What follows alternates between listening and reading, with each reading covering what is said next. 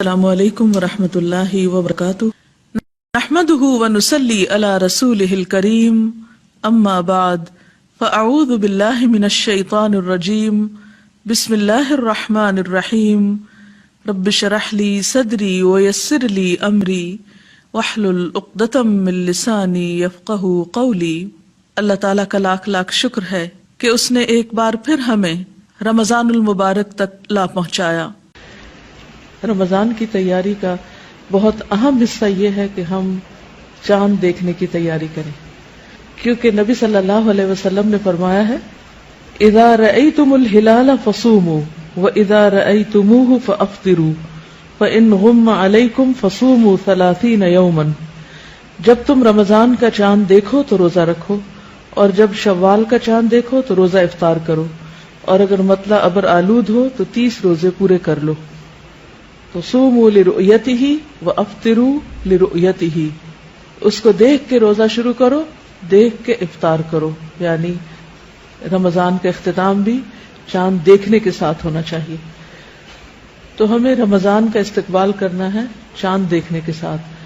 بہت سے ذہنوں میں یہ سوال پیدا ہوتا ہے کہ سعودی عرب میں روزہ ہو گیا ہے، کینیڈا میں روزہ ہو گیا، دبئی میں روزہ ہو گیا ہے، آخر ہمیں کیا ہے، ہمارا روزہ کیوں نہیں ہوا؟ اس کی وجہ یہ ہے کہ ہم نے ابھی چاند نہیں دیکھا، تو چاند دیکھے بغیر ہمیں روزہ نہیں رکھنا۔ تو پہلی چیز کیا ہے، ہمیں چاند دیکھنا ہے، چاند دیکھنا ہے۔ اور اگر بادل ہو تو اس کا بھی آپ نے فرمایا کہ پھر فَأَكْمِلُوا الْعِدَّةَ 30 کی گنتی پوری کر لو۔ جس وقت چاند دیکھے اور دعا پڑھ لیں اللہم اہللہ علینا بالیمن والایمان والسلامت والاسلام ربی وربک اللہ۔ یا اللہ ہم پر یہ چاند امن، ایمان، سلامتی اور اسلام کے ساتھ طلوع فرما۔ اے چاند میرا اور تیرا رب اللہ ہے۔ یعنی ہمارے اور چاند کے بیچ میں ایک چیز کامن ہے کہ دونوں کا رب اللہ ہے، یعنی چاند ہمارا رب نہیں، کیونکہ کچھ قومیں چاند، ستارے، سورج ان چیزوں کو پوجتی ہیں، تو ہم ان کو نہیں پوجتے۔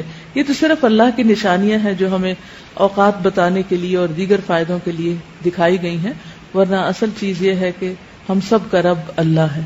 جیسے ابراہیم علیہ السلام نے چمکتے چاند کو دیکھ کر سوچا کہ شاید یہ رب ہو، لیکن جب غروب ہوا تو کہا کہ یہ رب نہیں ہو سکتا، تو وہ رب نہیں۔ اللہ کرے ہمارا یہ رمضان گزشتہ تمام رمضانوں سے بہت ہی بہترین ہو، جہاں ہمیں رمضان کی آمد کی خوشی ہونی چاہیے اور رمضان میں اپنے ایمان کی تجدید ہونی چاہیے، کیونکہ دعاؤں میں بھی یہی چیز ہے۔ لیکن یہ سب کچھ صرف رمضان تک ہی نہیں رہ جانا چاہیے۔ کسی کا قول ہے بئس القوم لا یعرفون اللہ الا فی رمضان، کتنے برے ہیں وہ لوگ جو اللہ کو صرف رمضان میں پہچانتے ہیں، اللہ کی طرف صرف رمضان میں رغبت کرتے ہیں۔ تو ہمیں سارا سال رمضان کی طرح اللہ سبحانہ وتعالیٰ کی طرف رجوع کرتے رہنا ہے۔ اور رمضان کا مہینہ تو نیکیوں کا موسم بہار ہے، اس لیے زیادہ سے زیادہ اپنے بیگ پیک کرنے ہیں۔ دیکھیں جب آپ دنیا میں کسی سفر کے لیے روانہ ہوتے ہیں تو عموماً کیا ہوتا ہے، آپ ایک محدود سامان ساتھ لے جا سکتے ہیں۔ مختلف فلائٹس پر 20 kgs 25 kgs 30 kgs کی اجازت ہوتی، کچھ فلائٹس پر 2 بیگ لے جانے کی اجازت ہوتی، کچھ پر اسٹرکٹلی صرف 1 بیگ لے جا سکتے ہیں۔ اب اگر آپ 2 مہینے کے لیے ٹریول کر رہے ہیں تو 1 بیگ میں کیا کچھ لے کے جا سکتے ہیں، کتنا کچھ زیادہ نہیں لے جایا جا سکتا، اور بہت سلیکشن کرنی پڑتی۔ لیکن آخرت کے لیے جب آپ کو اپنے نیکیوں کے بیگ بھرنے، اپنے سوٹ کیسز پیک کرنے ہیں، تو کوئی لمٹ ہے وزن کی؟ ہے کچھ نہیں۔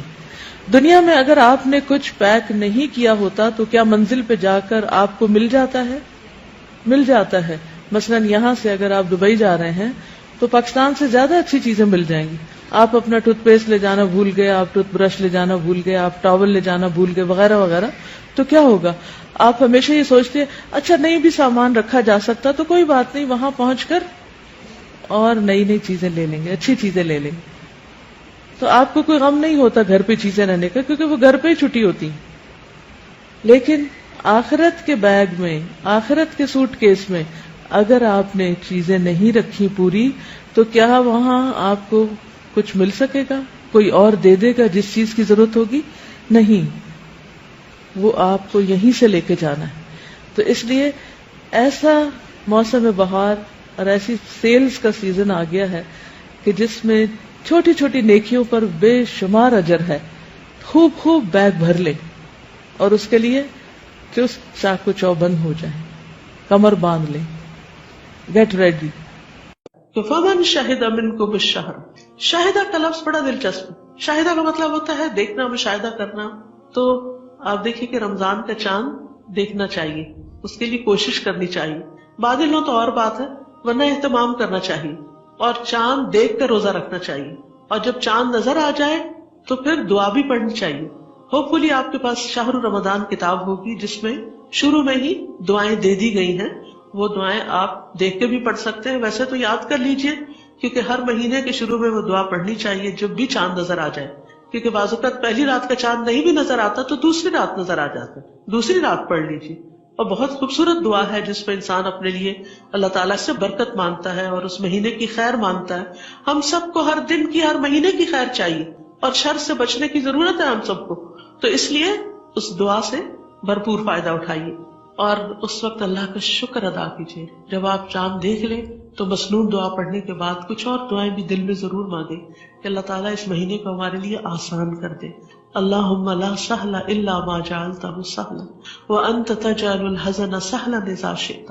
اللہ کچھ آسان نہیں جب تک کسی چیز کو تو آسان نہ کرے. لا سہل الا ما جعلتہ سہلا وانت تجعل الحزن سہلا, اور تو ہی مشکل کو آسان کرتا ہے اذا شئت, جب تو چاہتا. تو آسانی مانگے کہ اللہ روزہ رکھنا آسان کر دے, یا اللہ روزے کے ساتھ سارے جو میرے کام اور ذمہ داریاں ان کو پورا کرنا آسان کر دے, یا اللہ راتوں کا قیام آسان کر دے, یا اللہ میرے لیے صدقہ خیرات کرنا آسان کر دے, یا اللہ نیکیوں کی زیادہ سے زیادہ توفیق دے دے مجھے, اور ہر طرح کی آسانیاں کر دے. کیونکہ جب آسانی ہوگی تو انشاءاللہ آپ کو پتہ بھی نہیں چلے گا, اور رمضان کے اینڈ میں آپ کہیں گے کاش یہ سارا سال ہی رمضان ہوتا.